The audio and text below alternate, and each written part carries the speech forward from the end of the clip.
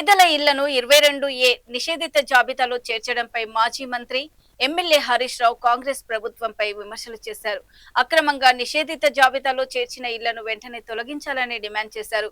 60 ఏళ్లుగా ప్రజలు నివసిస్తున్న ఇళ్లను కూడా 22Aలో పెట్టారని ఆరోపించారు. కాలనీలు, లేఅవుట్లు, హెచ్ఎండిఏ కూడా ప్రభుత్వం వేలంలో విక్రయించిన భూములను కూడా నిషేధిత జాబితాలో చేర్చడంతో ప్రజలు ఇబ్బందులు పడుతున్నారని అన్నారు. సమస్య పరిష్కారం కోసం ప్రజలను సబ్ రిజిస్ట్రార్ నుంచి తహసీల్దార్, ఆర్డీఓ, కలెక్టర్, యుఎల్సి కార్యాలయాల చుట్టూ తిప్పుతున్నారని విమర్శించారు.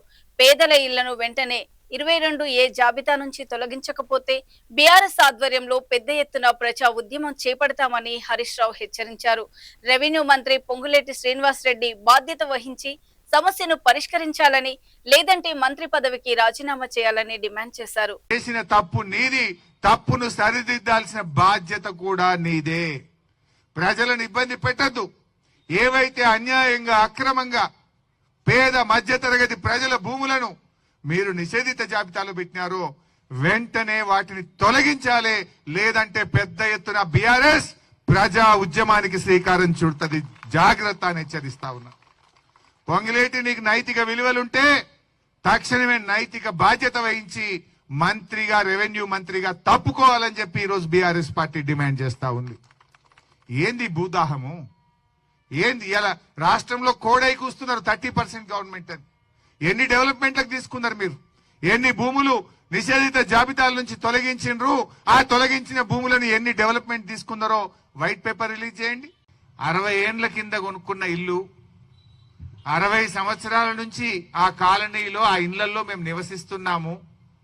ఆ డిఫెన్స్ కాలనీలో ఈరోజు ఇల్లు అమ్ముకోవడానికి పోతే మీది నిషేధిత జాబితాలో పెట్టిండ్రు అంటే మేము ఎక్కడికి పోవాలి అంటున్నాడు కార్తీక్.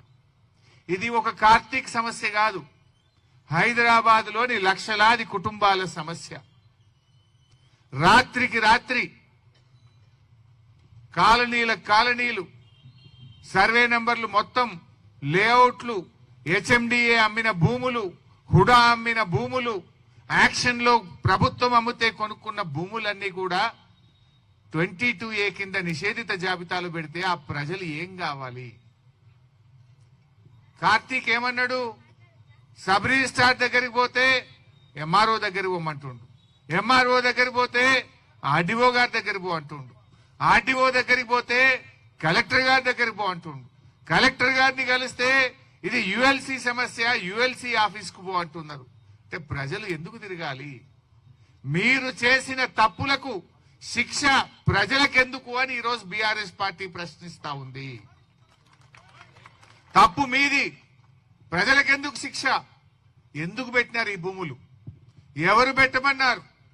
2008లో ఆనాటి కాంగ్రెస్ ప్రభుత్వం యుఎల్సి రద్దు చేసింది.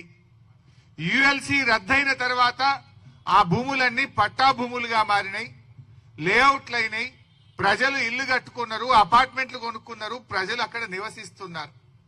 20 ఏండ్ల నుంచి లేని సమస్య రాత్రికి రాత్రే మీకు ఎందుకు ఆ బుద్ధి పుట్టింది? ఆ యుఎల్సిలో పరిష్కారమైన భూములన్నీ కూడా ఎందుకు నిషేధిత జాబితాలో పెట్టారు అని ఈరోజు మేము అడుగుతా ఉన్నాం.